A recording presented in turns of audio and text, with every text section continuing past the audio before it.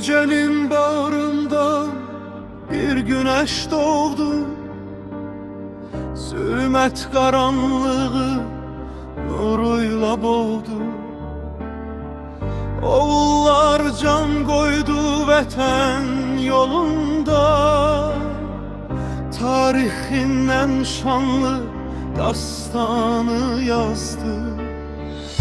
Ana feryadı yok, bir gurur sesi. Şehidin en uca pak mertebesi. Siz uca zirvesiz, sönmez ulduzsuz, vətənin köksünde sönmez bir buzsuz. Bayrağın renginde canınız gülür. Şehitler ölmeyir, ölmez dirilir. Siz can verdiniz ki vətən yaşasın. Adınız elleri, dilleri yazsın. Yolunuz Şuşadan, Kəlbəcərdən geçti. Ruhunuz cennetin kapısını açtı.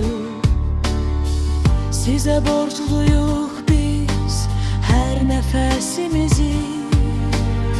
Siz korudunuz her bir kesimizi.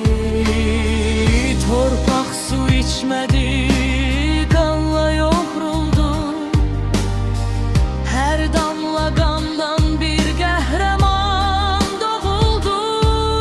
Dramatik ve yüksek tempo, diz çökmeli millet, eğilmeli baş. Silindi gözlerden o kanlı gözyaş. Sefer sedaları gelir her yandan. Keçtik canımızdan, keçmedik candan. Siz uca zirvesiz, sönmez ulduzsuz, vətənin köksünde sönmez bir buzsuz. Bayrağın renginde canınız gülür.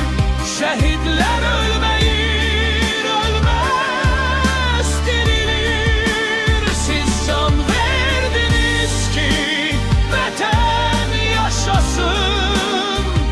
Adınız elleri, dilleri aşsın. Rahat uyuyun ey qəhrəmanlar. Eşq olsun size, Vətən sağ olsun. Sakitleşen musiki ve uzaktan gelen sedalarla bitir.